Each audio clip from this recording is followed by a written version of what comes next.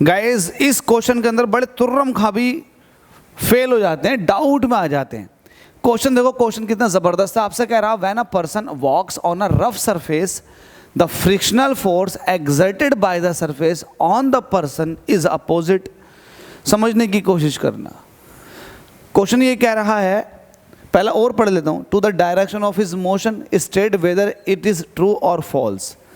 हमसे कह रहा है कि अगर कोई आदमी आगे की तरफ को जा रहा है तो क्या उस पर फोर्स ऑफ फ्रिक्शन पीछे की तरफ को लग रहा होगा।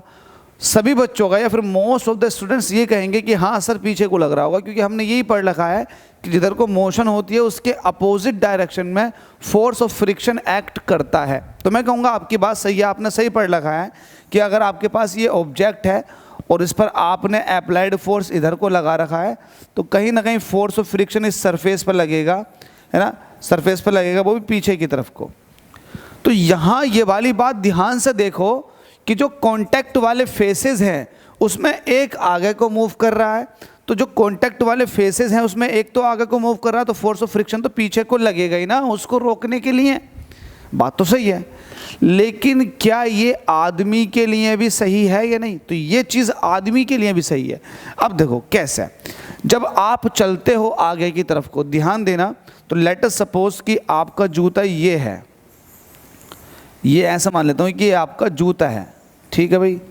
जब आप चलते हो तो कहीं ना कहीं आप ज़मीन को पीछे की तरफ को ढकेलते हो।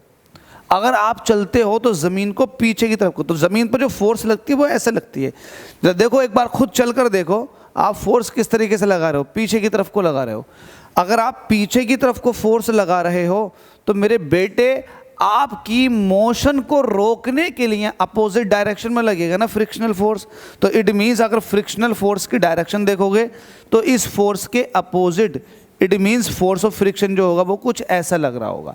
तो ये आपने लगाया हुआ अप्लाइड फोर्स है और फोर्स ऑफ फ्रिक्शन आगे की तरफ को है।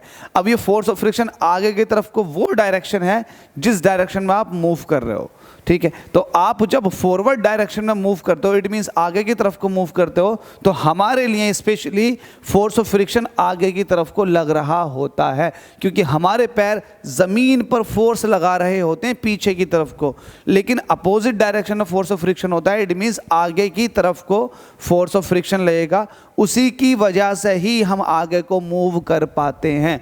तो ये वाली बात झूठी हो गई कि जब हम आगे को मूव कर रहे होंगे तो फोर्स ऑफ फ्रिक्शन पीछे की तरफ को लगेगा। गलत, हम आगे को मूव कर रहे हैं तो फोर्स ऑफ फ्रिक्शन भी आगे की तरफ को लगेगा, ठीक है। तो मूवमेंट की डायरेक्शन में, क्योंकि आपके पैर जो फोर्स लगा रहे हैं वो पीछे की तरफ को लगा रहे हैं। तो उम्मीद करता हूँ समझ में आ गया होगा।